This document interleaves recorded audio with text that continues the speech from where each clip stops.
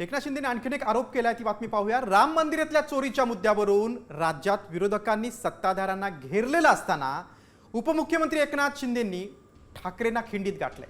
आता टीका करणाऱ्यांच्या सहकार्यांनी सिद्धिविनायक मंदिराच्या दानपेटीची लूट केल्याचा आरोप त्यांनी केलाय। तसंच ही लूट झाली तेव्हा चौकशीचे आदेश का दिले नाहीत असा सवाल शिंदेंनी नाव न घेता ठाकरेंना केला, तर आदित्य ठाकरेंनी त्यांच्यावर पलटवार केलाय। राम मंदिरामध्ये जे झालं त्याचं कोणी समर्थन करू शकत नाही।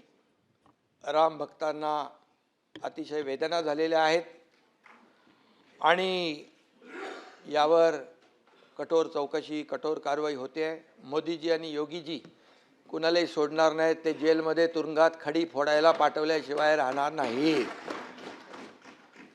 परंतु मी आपल्याला आठवण करू देऊ इच्छितोय की जे टीका करतायत त्यांच्या सहकाऱ्यांनी सिद्धिविनायकाच्या मंदिरामध्ये दानपेटी लुटण्याचं पाप केलं, तेव्हा चौकशीचे आदेश का दिले नाहीत? तर हे आरोप खरे असते तर त्यांच्यासोबत गुवाहाटीला पळाले असते। त्यांच्यावर जे भाजपने त्यावेळी आरोप केले होते, पळकुट्यासारखे पळाले ते घाबरून सुरत, गुवाहाटी, गोवा आणि मग इथे येऊन ते मुख्यमंत्री बनले। एकंदर काय तर त्यांनी जे ऑपरेशन देवेंद्र फडणवीस सुरू केलेलं आहे त्याच्याकडून कुठेतरी तुम्हाला डिस्ट्रॅक्ट करण्यासाठी हे सगळे करत आहेत। पण एकच मी त्यांना विचारतो, हिम्मत असेल आणि खरोखर जे ते सांगतात की आम्ही बाळासाहेबांचं हिंदुत्व पाळतो, माझे आजोबा वंदनीय हिंदू सम्राट बाळासाहेब ठाकरेंचं हिंदुत्व त्यांच्यात एक थोडं कणभर जरी असलं तरी त्यांनी प्रधानमंत्र्यांना प्रश्न विचारावा की राम मंदिर जे लुटलं ते ट्रस्टीजनं नेमलं कोणी?